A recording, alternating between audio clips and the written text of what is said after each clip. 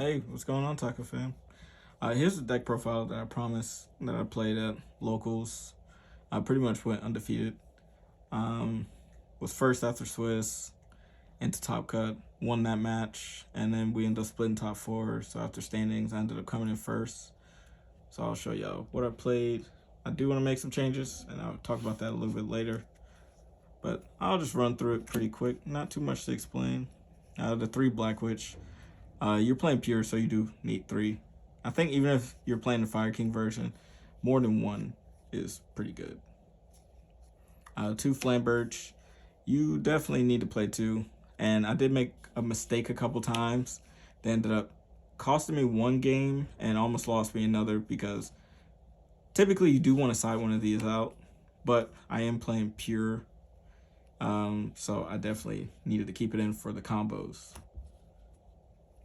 And then for the Snake Eyes, these ones go together. So the three Ash and the two Populous. This card added a lot to the deck. It gave it a lot of power and just giving it free cards to search. And just opening this is how you play through Droll. So Oak. Yeah, this card lived in my hand. This card lives in my hand. Birch. This card showed up in my hand a couple times, but it was kind of low-key terrible. But it's how we make synchro plays since we're playing pure. But we do need all these because they're all utility. But if you don't draw this, then it's pretty good. If you draw the Birch, sometimes it's pretty good because normal summon any fire monster is still kind of combo for the most part. But in some of your worst hands where you open a bunch of power cards but no real starters, these cards are the worst cards typically in your hand. But I still think you need them. And then for the hand traps, I did decide to play 9. So I definitely like the Ash, the Bell, and the Imperm. There was a couple times where I drew combinations of 2 of them, even though with the math that doesn't necessarily, make that much sense. But hey, it worked out.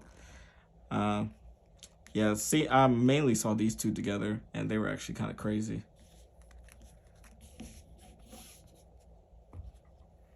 And then for the spells, 3 of the posters because you need it. This card is insane. Free draws too, and it puts back resources.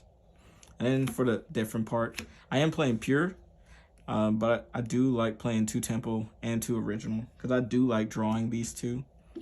Because say your Populous or something gets stopped, just hard opening one of these is good. And if you hard open one of these with Populous, you just search the other that you don't have. And the temple is pretty much how you play through Nibiru. That's why you need the 2 Flamberge Dragons. So please don't side it out.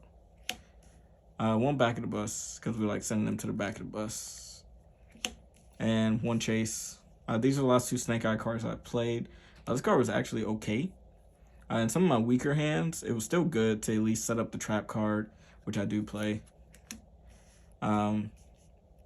It's good because it doesn't have to summon the monster it puts there. So if you put another monster there later, like maybe a Flamberge or an extra deck monster that you want to summon back, then this card is pretty clutch in summoning it back. And the Silvera is pretty good being a negate. And for the more board breaker cards that I played, 3 talents. I actually like this card a lot, but y'all know how I feel about this card. Most times I don't get hand trapped, but this is one of those decks that your opponent has to hand trap you. So you're more likely going to get hand trapped. There was a couple times where this card sat in my hand and it was kind of like bricky because they didn't interrupt me. But when it resolves, it was pretty much game. Just looking at your opponent's hand is just good. 3 droplet. I actually enjoyed this a lot because sending your spells and traps, well, your monsters that you put spells and traps are actually really good. And just halving monsters. And this is one of the ways that we protect Appaloosa. Reborn, this card's crazy. Especially when you go second, you just take their princess and you start comboing. And then Call by the Grave. This is a god card. It's kind of broken. Wish this card was at 3, but that means everybody would be able to play it at 3. But this is actually what won me my top 8 game. Alright, that's 40 in the main. As always, and extra deck. So, Link Rebo, this card is crazy right now too. I wish I was playing Anima, so I might end up putting Anima back in here after I cut a few cards. But just being able to dodge more hand traps like Imperms and Veilers on your level 1s is good. The 2 Charmers. This one's busted only because everybody's playing Fire. And I didn't summon this that much, but I don't think it's a reason to cut it. Only because everybody's playing pretty much the same deck, so more than likely they'll have a Black Witch in the grave for you to take. And either of those just bridge into Princess. IP. This card is good now that I actually do all the combos right. Because beforehand, I was doing more Heat Soul lines, and I wasn't using this and then bringing it out with Flamberge, which I don't know why I wasn't, but I guess I was playing more greedy. But now I play the deck a lot better, at least in my eyes, and not doing the greedy plays unless I need to.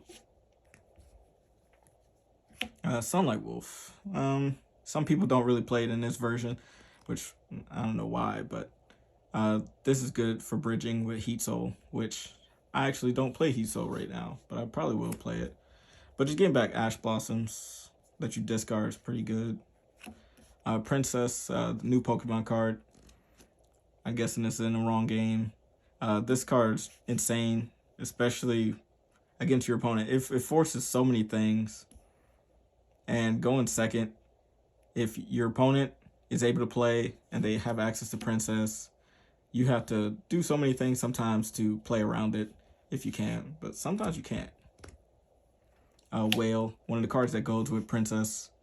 It's better in the Fire King version because they have more consistent ways to pop it, but I think you still need it. And the random attack boost actually comes up a lot. Applesauce. This card's good and bad. It lost me one game because it got animate for no reason. So most times if I summon this, I have like Droplet or something to protect it. But it's decent.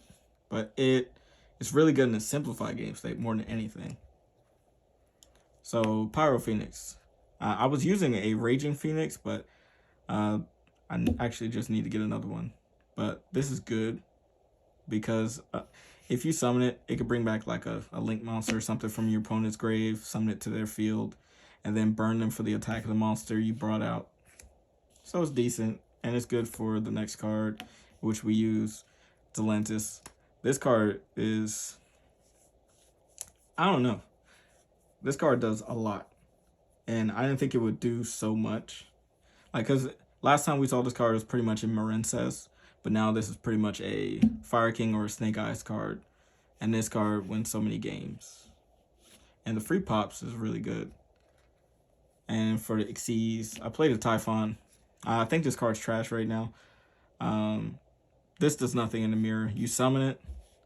Immediately the first thing that happens to it is Princess effect. And they just pop it. And then you can't summon no more because of Typhon. So you just lose. So I'm definitely cutting this. See you next turn. Fuko, actually really good. There was a couple times where I had a couple plays and I got drolled. I had like 2 level 1s. I'll just say like these or maybe like this. You could overlay them into Fuko. And this card pretty much says see you next turn. Because you're unaffected by everything. And somehow if you do want to prevent it from dying by battle, you can just detach the 2.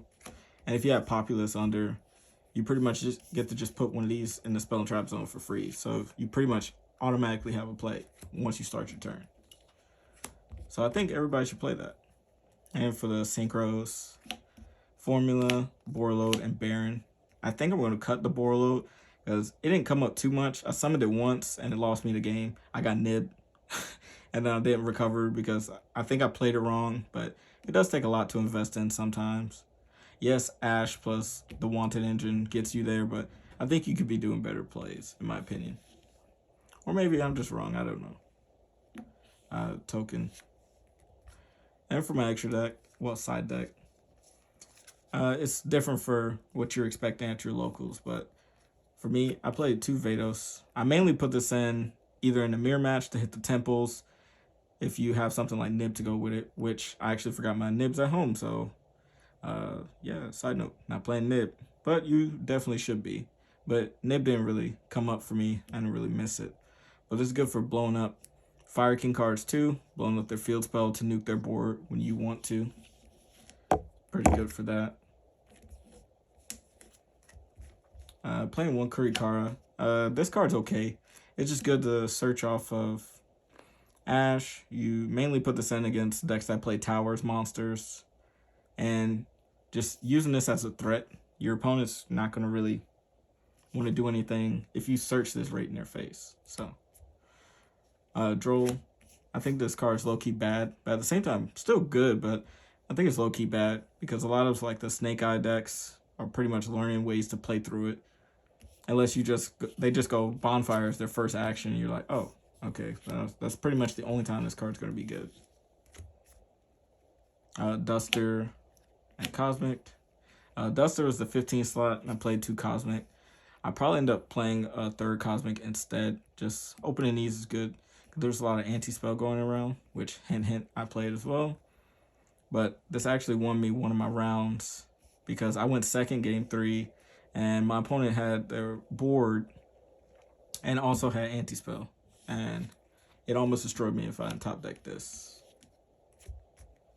And this card actually was really good too, Econ. I'm probably going to bump this to 3 or probably even move it to the main deck. I'm not sure, but it was really good. That match I was just talking about, opened these 2, and opening both of those pretty much just won me the game. Those 2 plus Snake Eye Ash, and I was able to OTK.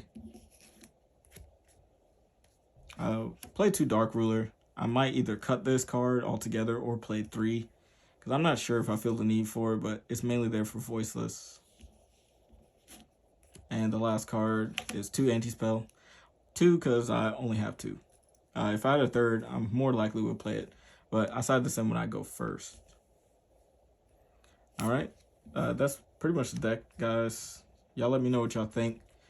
Leave me a like, comment, and subscribe. And stay tuned because there's another interesting deck that I'm actually working on right now and putting some theory together. So be expecting that sometime this week. All right, y'all. Peace.